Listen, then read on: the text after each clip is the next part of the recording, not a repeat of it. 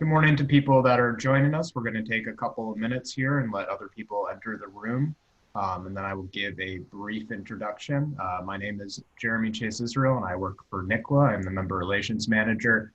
Yeah, we're just going to give it a couple minutes and then we will start.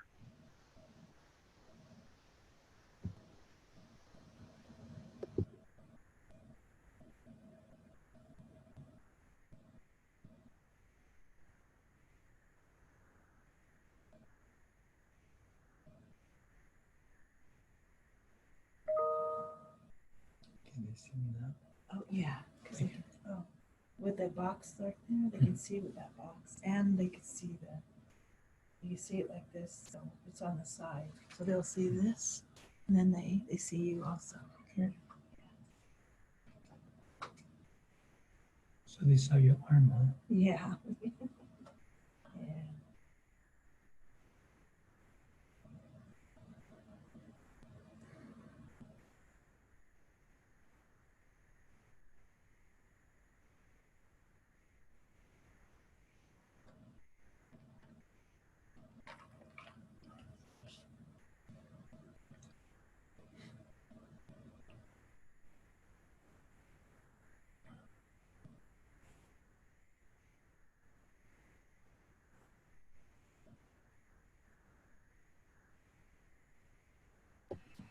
We're just going to give it another minute, let a couple more people join us, and then we will start.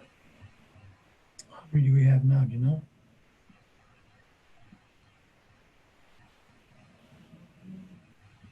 Can't tell. I might be able to tell you.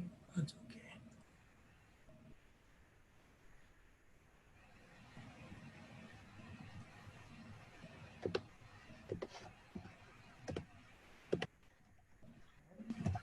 Good morning, good afternoon to those of us who are joining from different time zones. Today we are very privileged to have with us Al Pooley. Al, you'll be able to introduce yourself in a second here from the Native American Fatherhood and Families Association. The presentation that we're going to be putting on today is titled Addressing Family Violence and Abuse. The presentation will define the devastating problems, explore contributing factors, and discuss culturally sensitive ways in which to help victims and abusers overcome the cycle of abuse and violence, as well as the disturbing effects it causes in the lives of families and communities. A little bit about the presenter. Al Pooley is born to the Hopi and Navajo Native American cultures. He grew up close to both cultures in the reservation where the love of a father taught him outstanding life lessons. He holds a Master of Social Work and a Master of Public Administration, has an extensive experience as a marriage and family counselor. In 2002, Mr. Pooley founded the Native American Fatherhood and Families Association with the purpose of strengthening and keeping families together. I'm very honored to have Al here as well and to have this great presentation. So Al, if you want to take it away and add on to anything and start when you feel like it. Sure. Well, thank you and good morning to everyone. I don't know if anybody knows who I am, but let me give you a little overview of who we are. I started the Native American Fatherhood and Family Association back in 2002. We started with one father, and today we work with over 240 tribes throughout North America. So we're very pleased with our work. We have a staff of about 12 people with us here in Arizona, and we have about several hundred, 800 or 900 trained facilitators throughout the country that teach our material. And I don't know if anybody is joining us that's a facilitator, but I'd like to say hello to you. I'm going to periodically drink. My throat gets dry periodically, so I hope you don't mind me drinking something here real quickly. Before we get started with the presentation, I'd like to share with you our approach in working with people first. First of all, we tell our facilitators this: if you're going to work with people, knowledge rarely changes people. You can tell a person, for example, who is using drugs or alcohol, you can tell them they shouldn't drink, the harms and danger effects of alcohol and drugs, and they'll say things like, I know. People do know what they have to do, what they should not be doing. Knowledge rarely changes people. You have to make them feel, as we tell our facilitators, You must make them feel. But unfortunately, most curriculum out there that Native American people use or anybody else, it's all knowledge based. And we say, if you're going to work with our people, work with Native people, one of the first things you must do as a worker, you must truly love the people whom you serve. And I know that goes contradiction against many times some academic approaches of working with people. What we say, if you work with our Native people, you must first of all truly love them, because now you have the best interests in mind and they will begin to listen to you. The other thing that our program does, we say that our business is to strengthen families and to keep families together. That's the whole essence of our program. So we get into addressing family violence or suicide, whatever we teach, it's all about strengthening families or keeping families together. The other thing we work on, we have basically 3 pillars in our program. One of them, first of all, is strengthening someone's self-worth. People really got to see the value of themselves and see their own self-worth. Why we do that? Because most major decisions you make in your life has a direct correlation with your self-worth. So that's really important, the value, how you value yourself. And unfortunately, one of the ways that happens is that how people treat you. How have you been treated by your family, most of all, by friends, by community? That has a direct impact on your self-worth. The other thing that we work with, the other pillar we work on is identity, trying to get a strong identity, because identity can change throughout life. For an example, maybe you go into a teenage years, you have one, you may see yourself one way, or maybe you go into prison, you see yourself a different way. And and so different things happen to you, but we want you to get a true identity of who you really are. And so we work on that too, because that's important in changing your life. The other thing, then the third pillar we work on is bringing purpose to someone's life. So what is the purpose of your life? What is the purpose of being a father or a mother, or being a neighbor, or being a brother or sister? We try to bring purpose. Let me give you an example why that's so important. I had a friend of mine that went to college. He was in college for over 10 years and he never got a degree. He just went to school because he wanted to go to school. And well, once he brought purpose to himself, he actually got married. His wife had him make sure that, you've been going to school long enough.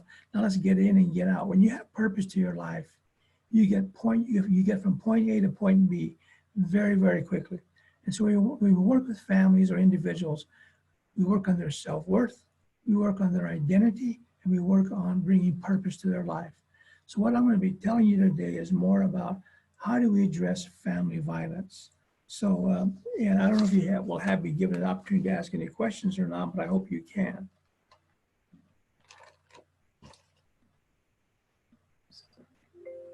Hope I went too far. How do I go back? I'm not a techie guy, so. Okay. Remember self-worth. Okay, one of the things we do is this. We say we work with Native people. And we say, Native people, where do you come from? They may say, well, I come from Montana or I come from New Mexico. Yeah, that's where maybe you were born and raised, but where do you really come from? We say, let us help you out. And you tell me if I'm right or wrong. We say, let me tell you where you really, really come from. You're a Native person. You come from greatness. You come from a great heritage. You come from a great history. You come from a great culture. You come from a great people, a great family. We're going down a whole list of things. And we say, you know what? And I say, am I correct? And they say, yes, you do come from greatness. So we say that you must understand something. If you come from greatness, it is your job to return back to where you came from, to becoming a great person again, and to lead your family back to becoming a great person again. Along that same line, we talk about their identity. We say things like,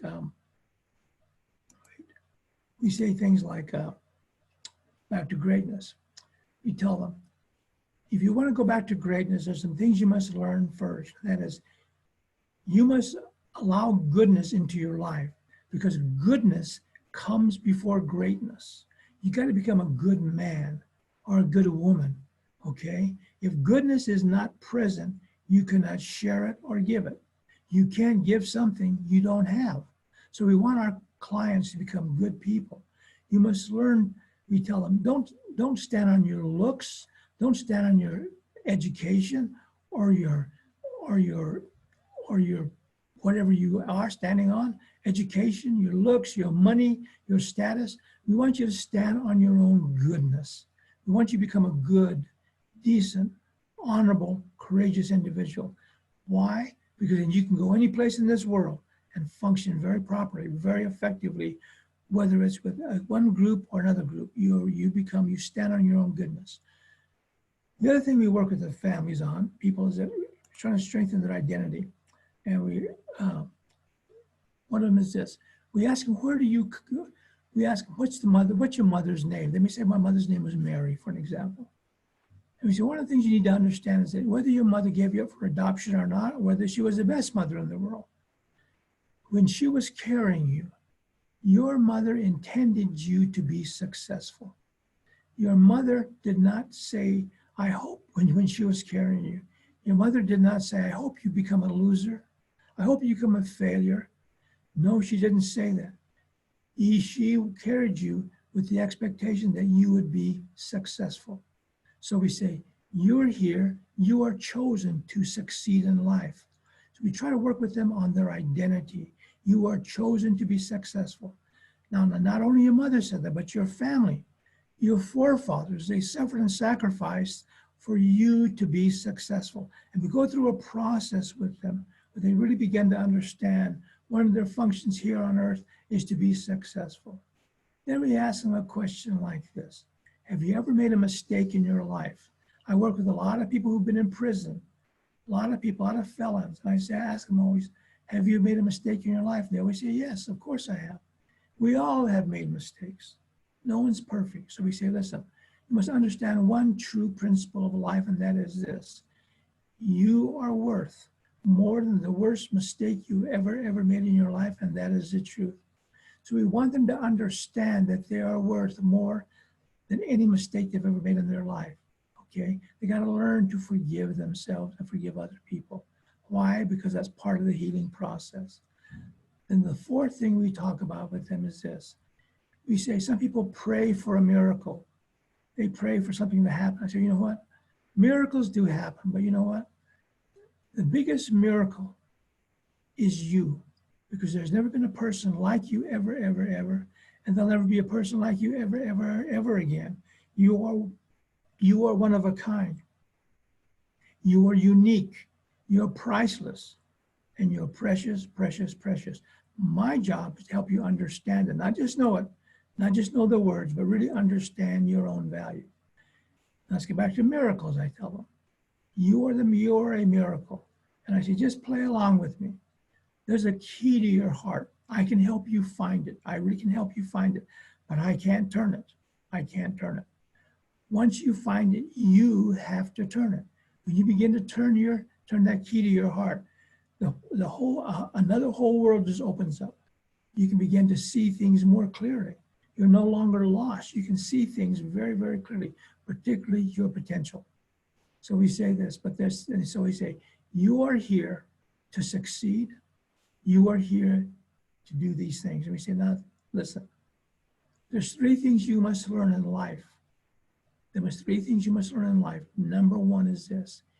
You must learn the importance of keeping your promises. That's critical.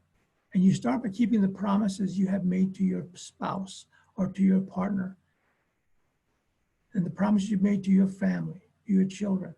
We must, because I'm saying that is real Native American, keeping promises. So we're working with our identity. That's who you are. Keep promises. Number two, to keep laws. To keep laws. Even the universe has laws. You know, the roads, even you can driving a car, you must keep the laws, or you're going to go into have an accident or cause a major injury. So there's laws, even laws of mathematics, laws of chemistry. So you must keep laws, the laws of the land. And we teach them, the other thing you must do is keep rules. To be your friend, I got to keep rules. You got to keep rules. I can't cheat you. I can't lie to you. I can't steal to you. And the list goes on and on. So we teach our fathers and mothers the importance of keeping promises, rules, and laws. And when we said, when you keep promises, rules, and laws, this is what the outcome is. You will grow, you will progress, and you will live and flourish in life. So it all depends upon you. And I say, we're teaching you Native American 101. This is our real method of working with our people. So we say, those are the things. So that's kind of, I'm just laying the foundation before I actually get into addressing family violence. Now this is an alert. We say, as an alert, as a result of family violence and addiction, our great native nations are quickly becoming cultures of rejection. That is so true. When we get involved in family violence and addictions, we are actually putting our people through our children particularly, through a culture of rejection. And that has devastating impact on our culture and our lives of our people. Now, oops, I'm backing up here.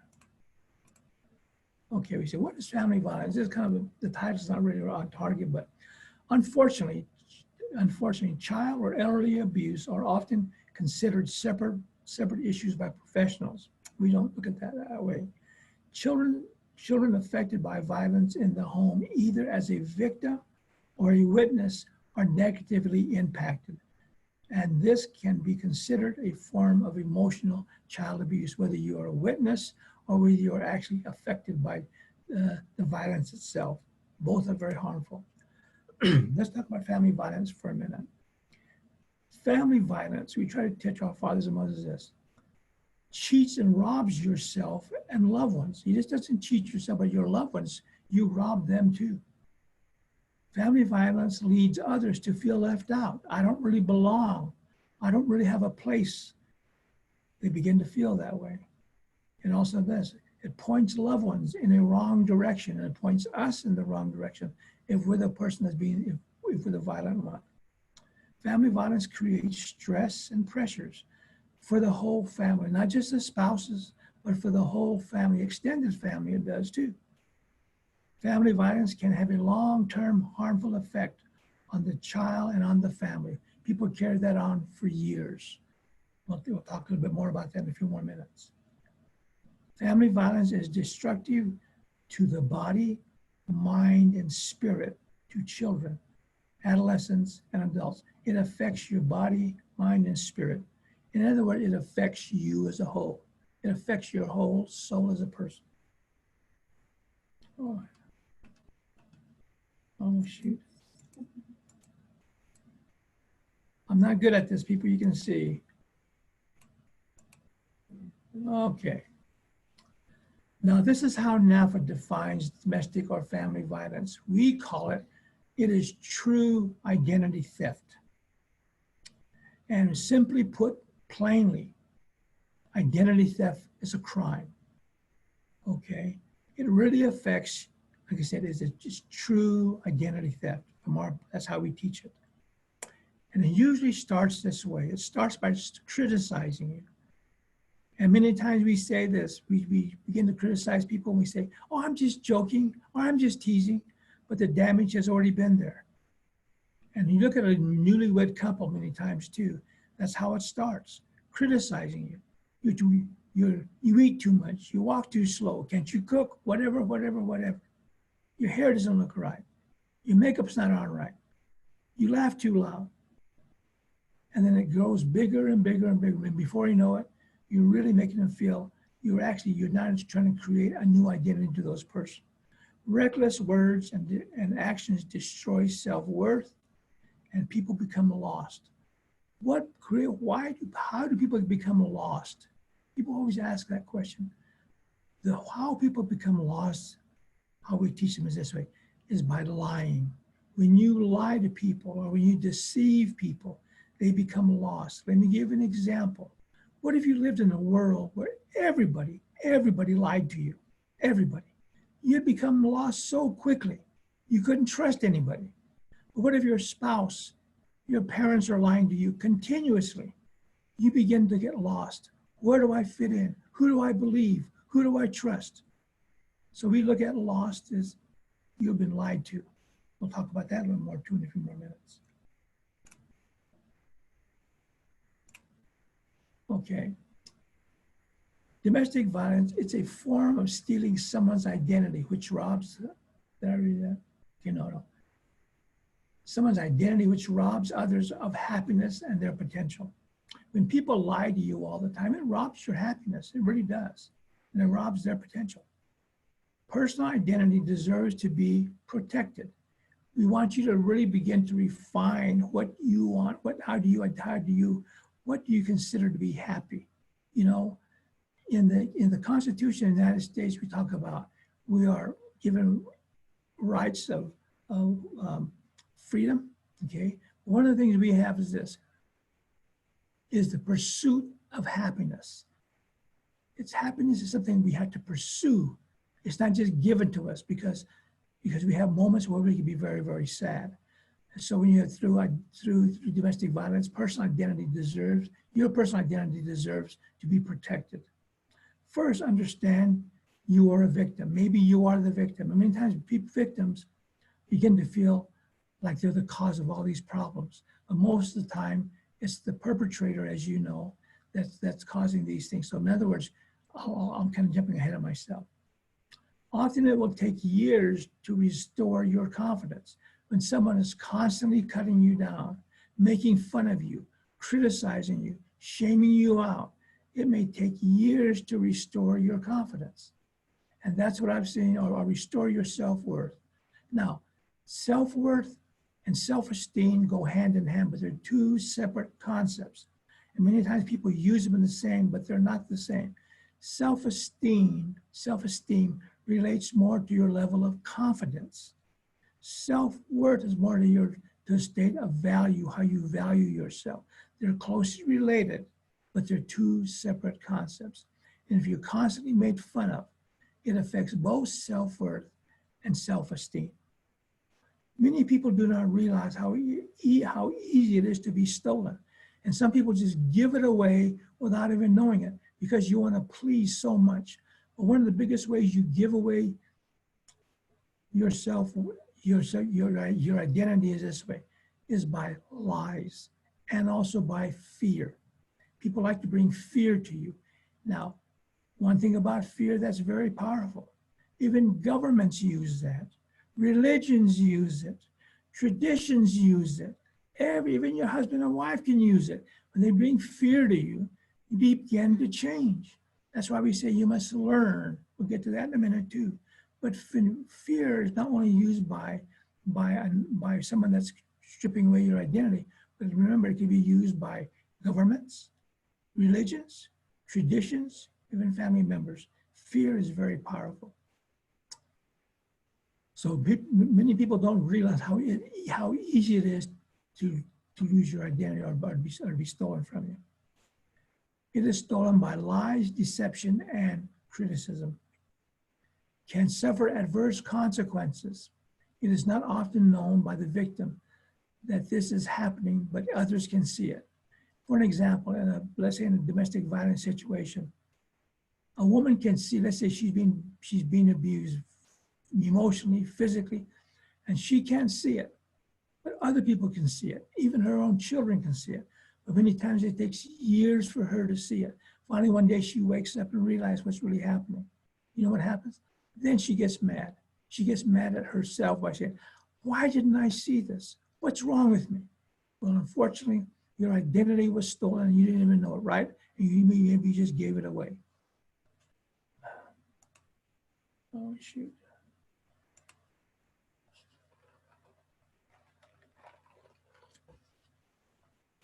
The other thing here is that when you're going through a domestic situation, rejection is a big one. It's a big one. No one likes to be rejected, particularly by someone you love and admire. Rejection, verbal rejection, and nonverbal rejection have similar impact. First of all, they both hurt. They both hurt. Okay? One of the biggest reasons why it hurts is because you're not able to connect You know, you don't have that connection that we all need to be connected to loved ones, to friends, to community. And some people just don't connect and they feel rejected, and it really begins to hurt. And there's a little formula a little formula I'll go over with you in a minute. Okay. Family violence and abuse. First of all, we say this. We as an organization strongly condemn family violence and abuse in any form,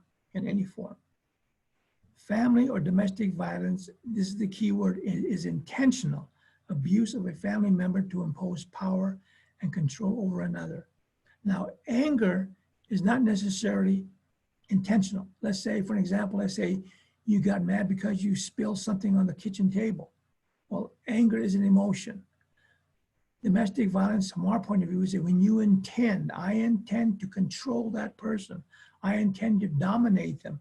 Now you're getting over to domestic violence when you intend to do it.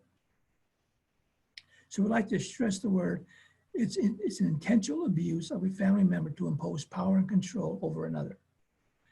Now, this is another big important point you need to understand. Violence is a people problem, not a gender-specific problem. Some people think it's only a male's problem, a man. It is not a man's problem. It is not a woman's problem. It's a people problem. Even children can impose value, can be violent to their own parents or to their grandparents. So it's not an age-specific, it's not a gender-specific, it's a people problem. And that's how we teach it in this program.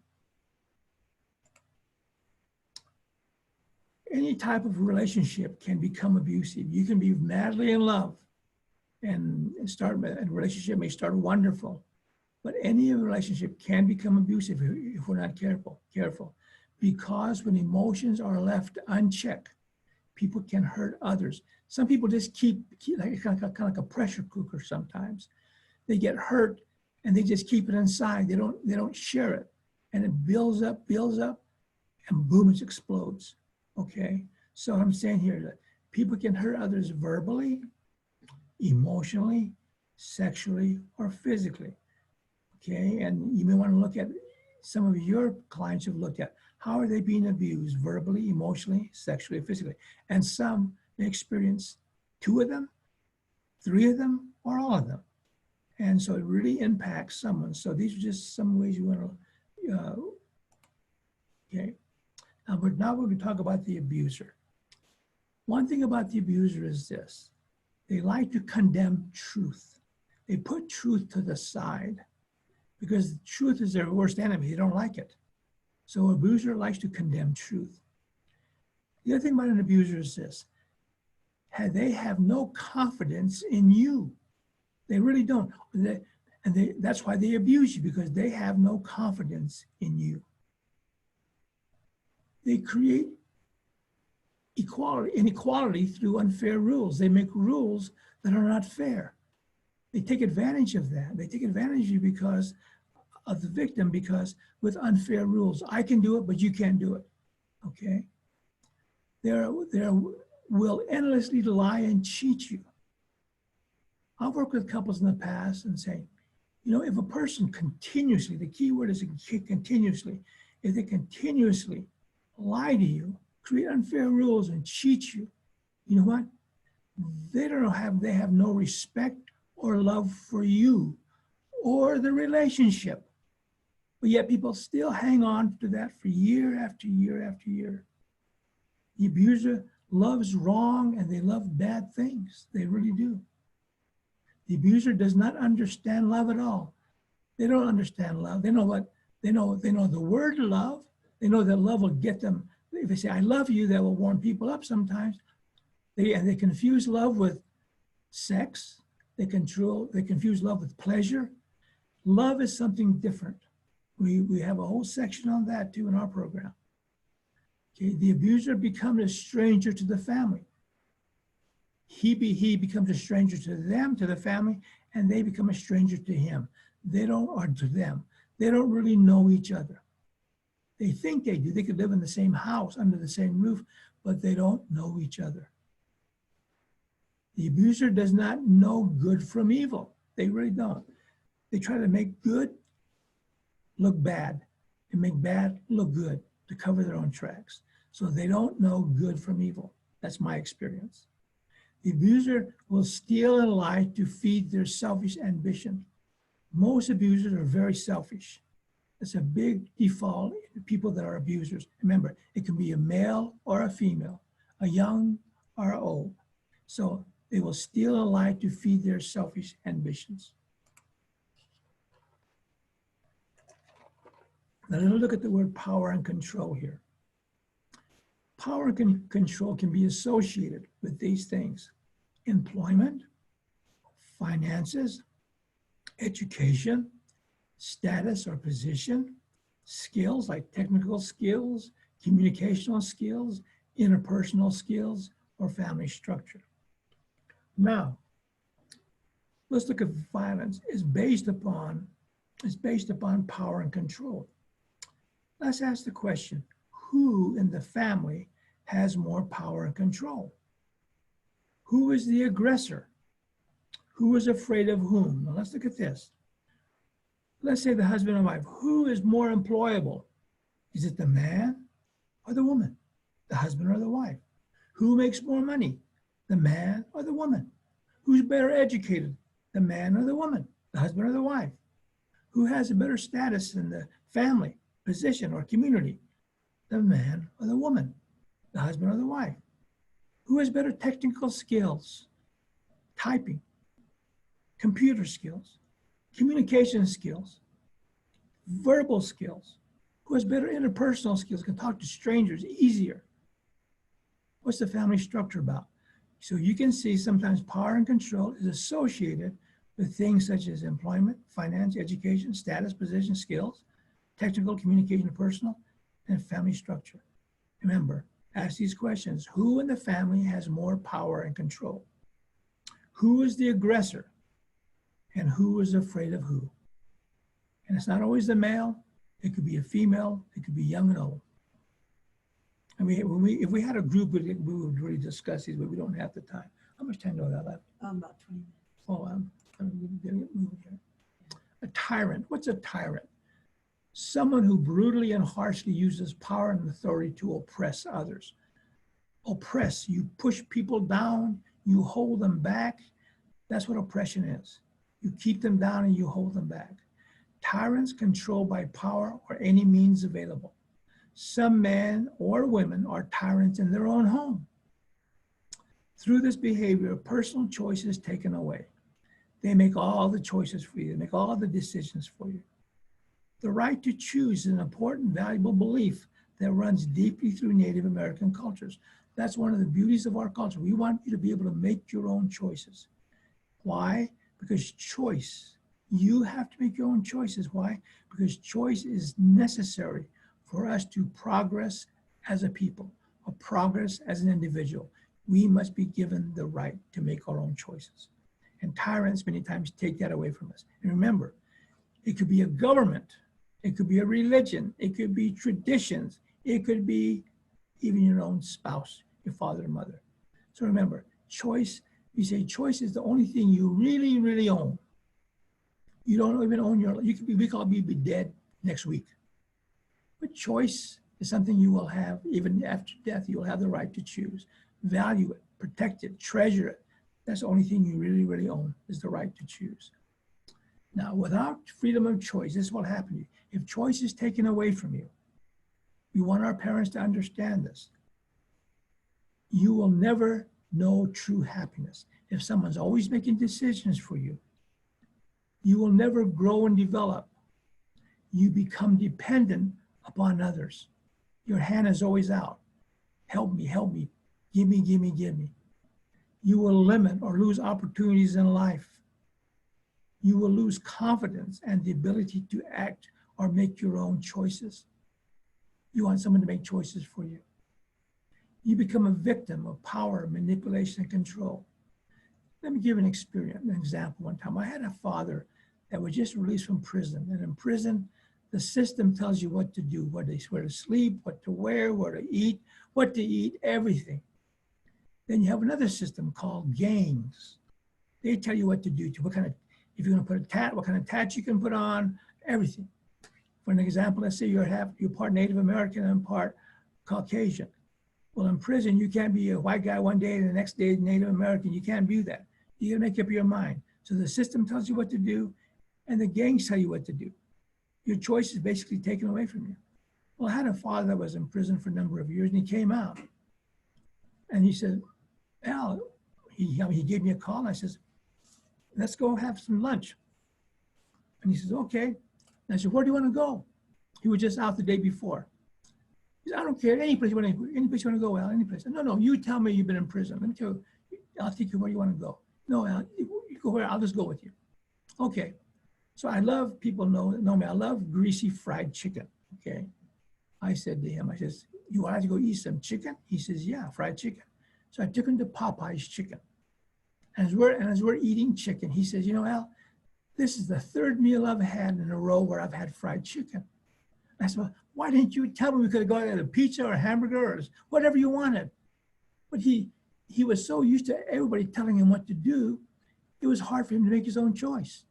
So I'm saying, if you've been a victim, it's hard to make your own choices. We work with our people to value the right to make their own choice, because again, you will never know true happiness. We want you to be happy, the pursuit of happiness.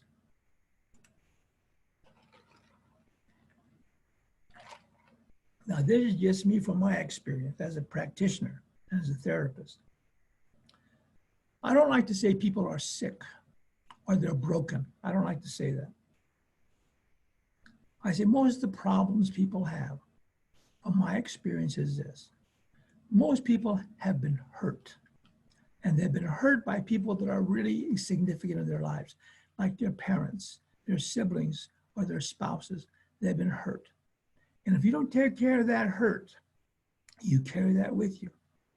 And if you're not careful, that hurt can quickly turn to anger, okay? And if you're not careful, if you don't take care of that anger, it can turn to resentment. You begin to resent certain things. You even begin to resent yourself. Then if you're not careful, it turns to hatred and revenge. The last step is evil. What evil is a continuous mindset of how can I destroy you? How can I bring you down? And let me give you a little example of that. Let's say somebody tells you for years, I love you, I care about you. And let's say you're in the parking lot of Walmart coming out of the store. And you go up to your car, you're going to put something in the back of your car. And somebody comes, a person comes by and pushes you down and starts hitting you and kicking you. And you're on the ground and you're saying to this person, and you look at the person that's always telling you they love you. You look at that person, you say, help me, help me. And they just stand there and look at you. And then you're all beat up and this person leaves, you're all bloody. And the person that says, I love you all the time, they say, are you okay? You're gonna get that hurt while you're laying there getting beat up, you're hurt. Why aren't you helping me? I'm calling for help, why aren't you helping me? And then after the person leaves, like I said, the person says, are you okay? That hurt quickly turns to anger. Why didn't you help me? You always tell me that you love me, why didn't you help me? And if you don't take care of that, it turns to resentment. They may say, can I help you get up? Don't touch me, leave me alone, get out of my face. And if you don't take care of that, resentment turns to hatred and revenge. I'm gonna get you someday. And if you're not careful, that mindset turns into evil. But constantly myself. We have a process we go through saying, but I say most people are not sick. Now, modern day people want you to think they're sick. No, because when they tell you that you're sick, you become dependent on them. I'm sick and tired of Native Americans being dependent on everybody. You can be dependent on yourself. Well, our problem is that we've been hurt. And we can overcome that. That's why I work on self-worth, identity, and purpose. Well,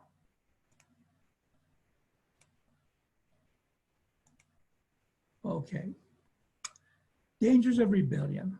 I say this again, we talk about rebellion.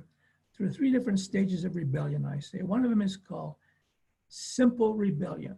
You're starting to test the rules. I don't want to do the dishes. I did them last night. You begin to test the system. Everybody goes through that. Simple rebellion. The next level of rebellion we talk about is willful rebellion. you knowingly going against the rules, okay?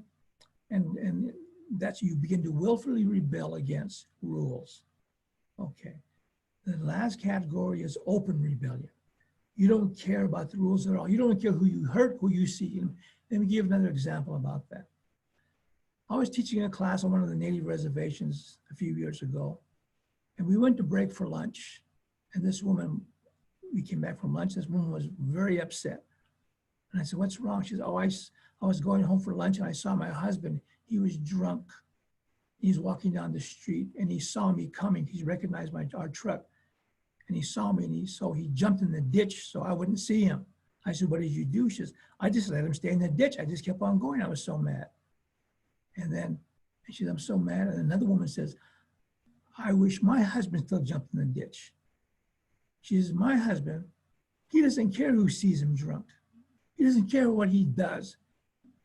And she says, let me tell you what he did last week. One of our kids, I have a daughter that was in elementary school, and my husband, their father, went to the school and he was drunk drinking, but he had to go to the bathroom. He went to the bathroom in his britches and he took his waist out of his pants and he started spreading it all over the walls of the outside of the building. He didn't care who saw him. He didn't care who he shamed out. He was just open rebellion because he didn't get what he wanted. Simple rebellion, willful rebellion, and open rebellion. When you get to open rebellion, it's a whole different ballgame. I'd love to show you what I mean by that, but we don't have time for that. It's very scary, okay? Family violence, imagine an iceberg. The tip of the iceberg that we see is above the water, which represents the violence that is reported. You get the reports of the police department or hospitals, but the iceberg below the water surface represents the violence that we do not see, that is not addressed. And that's where most of the problems are, is under the water, unreported issues that have not come up. So I want you to look at the family violence as like an iceberg. We only see the tip of the iceberg. We don't really see what's below the iceberg, but that's where the violence really takes. That's why we want people to become strong, understand their self-worth, their identity, and purpose. They will begin to fix themselves. It's happened time and time again in our program. 10 minutes. 10 minutes, I'm sorry, okay. I talk too much. Major factors contributing to family violence: modeling of violence and control in child. You see this as a child. You're not born, it's not in your DNA. You see it, you learn it. Low self-esteem linked to self-confidence. Low self-worth linked to self-respect. Apathy, the lack of feeling of concern, emotion, or interest. Lack of self-control, emotional control. Emotions that controls the person rather than the person controlling their emotions. And we work a lot on that, controlling your own emotions. Limited coping skills, unwilling and unable to solve problems, respectful and nonviolent. My time's going to. Choice. That's what we see. Next to life itself, the greatest possession you have is the right to choose. Choice, freedom to act for yourself. This is how we define self-respect. The right to make your own choices. If you have self-respect, you give yourself the right to make your own choices. If you respect other people, you allow them the same opportunity to make their own choices. When there is violence, choice has been taken away. Simple as that. Your greatest possession.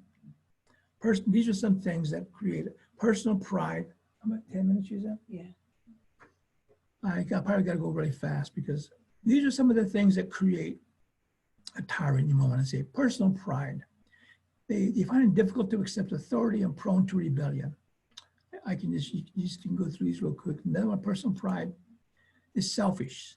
Selfishness, people are selfish.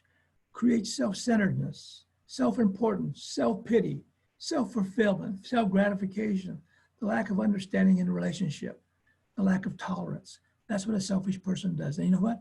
We say the biggest reason for divorce, you know what that is? Selfishness. That's the biggest reason for divorce. Think about it. Criticism, harsh and unfair, puts others down, shames them out, holds others back, refuses to accept rules, causes others to feel left out, finds fault with or making fun of other people. Defensive, they become argumentative, threaten others, unwilling to draw close to others or solve problems. Why? Many times because they are the problem. Control, judges, attacks individuals instead of the problem. Does not look at the whole picture, only their point of view, okay? And that's a person that's very defensive many times. They never like to look at the problem because most of the time they are the problems themselves. Now, maybe I can skip this because Indians, Native people rarely get jealous, but in case there's a jealous one on your reservation someplace. Jealousy, distrustful, suspicious, possessive. Again, in a relationship, you do not possess anybody and no one possesses you. You're not somebody's property and no one is you don't belong to anybody. Jealous person becomes closed-minded. They hold grudges for years. Oh my goodness. They want to get even. They want to like to bring fear to other people. They believe rumors, gossip, and lies. They love those. See things that are not really true or factual. They want to control the other person or situation. These are some of the things. Jealousy is rampant all over the place, except Indian country, excuse me. Lying and deception. Lying and deception. Remember I said lying will close your mind and close your heart. Lying will condemn truth. They will listen to and believe lies. They'll speak badly about others. Does not keep promises. Hides hate and anger with lies. Turns backs on loved ones. Willfully and knowingly destroys others. Does not know how to love. This is important. A person that lies does not know how to love. They really don't. And I wish I could spend time with you and showing what I mean by it, explaining that really carefully. They pretend to be spiritual or religious. Some of the biggest liars get up there and they preach and all that kind of stuff. I could tell you stories you would not believe. Pretend to be spiritual or religious. They live a double life. Lying, deception. Anger. NICWA defines anger as an addiction. That's how we define anger. Okay. Anger, that continuous anger. Okay. Loses control, loss of emotions. No one can make you angry unless you let them. Most problems today that involve violence are linked to anger. Anger does not solve anything, builds nothing, but can destroy everything. Anger leads to hatred, revenge, and injustice. I got to go pretty fast, people. I'm sorry. That's okay. You got more time. Okay. Now, we want you to learn. One of the principles we teach in our program is teachable. Are you teachable? Now, that doesn't mean going to college. It's good to go to college, go to school, get an education. But are you teachable? We want you to be able to do. Teachable means can you find the truth? Teachable is that you embrace truth. Because when you embrace truth, guess what? You're not easily fooled. You're not easily fooled. You become a master of yourself. And when we work with people, we want you to become a master of yourself. And these are the ways you do it. You must first have a desire to find the truth, even about yourself. Can you recognize truth?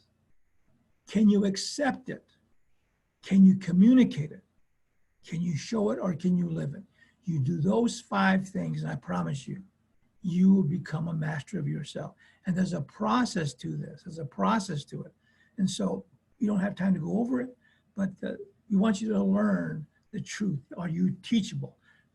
For an example, if you were taught 2 and 2 equals 5, you'll never be a good mathematician. You must learn the truth of mathematics. 2 and 2 equals 4 doesn't equal 5. Okay, so again, if you believe 2 and 2 equals 5, you'll never be a banker, you'll never be an accountant, you'll never be able to balance your own checkbook. You can't do it. So you must learn the truth of mathematics. You must learn the truth of your partners, of your employers, okay, of yourself even. Now, what we do with our people is this. We want them to become forward-moving people. We want our clients to become forward-moving. That's how you do it. You first become a forward-thinking person. You put good things into your mind that will motivate and inspire you to do good. And we help you do that. Number 2, you become a forward-looking person. You see past your own problems and imperfection and recognize the value, your value and your potential. That's forward-looking. Forward-moving is letting go of experiences and bad memories that hold you down and back. Okay, we don't expect you to forget them, but we don't expect you to we don't want you to hold you back and down. So we want you to become forward thinking, forward moving, and a forward looking and a forward moving. We must be a forward moving people. Okay, so you're done. Okay, I got two more slides, I think I'm done. He'll come back on and ask. Okay, I say this. I know of no Native American tradition, belief, ceremony, teaching that allows family members to abandon, abuse, neglect, ignore, harm, injure, or molest other family members, specifically children. If you know one of those, please let me know and I'll change this quote. The natural order of our native ways is to help one another, to watch over one another, and to comfort one another. That's the real native way. And you start with your spouse and your family. There is nothing, and I mean there is nothing more important and precious than your family. Thank you. Hey, Al, thank you very much for that great presentation. I have a couple of questions for you, if you don't mind Sure. giving us a minute of your time. The first one is from Joyce Gibbons, and she asked, what is the best medicine or help for the abuser? Oh, it's a good one. What I do with some of my people who are the abusers, remember I start with their self-worth. They really need to know their own value. And I give my men assignments. People that come out of prison, I say to them, I talk with them for a while, but I say to them, do you really want to change? And they say, yes. That's the normal response. But that's okay. If you really want to change, I said, do you like to be in control of yourself? Do you like to be in control? Oh, yeah, I like to be in control. Okay. This is your assignment for the next week. This is your assignment. And I said, I'm going to check on you. And I will check on them. I said, I want you to do something that's really Native American. I want you to be kind to all of mankind, everyone, all colors, shapes, sizes, whatever. You are Native American. I'm helping them identify who they are. You are Native American. You be kind to everyone. That's your job, but this is where you start. You start by being kind to your dear, dear spouse. That's where you start. And your family. And I say, I'm going to check up on you. You know what? I say, you start there because now you are in control. You just told me you want to be in control. So let's put you in control. You are nice and kind to everyone. You know what? It begins to work. People begin to do that because they know I'm going to check up on them. And because they're Native American. And I have a lot of other things, but that's just one of the things that I do. I hope that's helpful. Great. Thank you. And the second question we have is also from Joyce, and she asked, is forward moving the same as forgiveness? Okay. Good question. Forgiveness, yes, that's part of forward moving. Because you know what? When you forgive, oh, that is so powerful. That's a really important part of healing. And I have a whole presentation on healing. I'd love to talk about the healing itself, but we don't have time. But I have a whole presentation I can talk about healing. But yes, healing is critical. Forgiveness is critical. But there's two people you got to forgive and forgive. You got to learn to forgive yourself also, and to forgive other people that have hurt you. When you forgive, you know what happens? You now have transformed yourself. You're not the same person. You are a different person. You come out, and the benefits of healing, forgiving is this. You come out with a clear conscience and a clear mind. You're a transformed person, and that is very, very possible. You just have to learn how to do it. I'd love to show you how to do it. Hope that answers the question.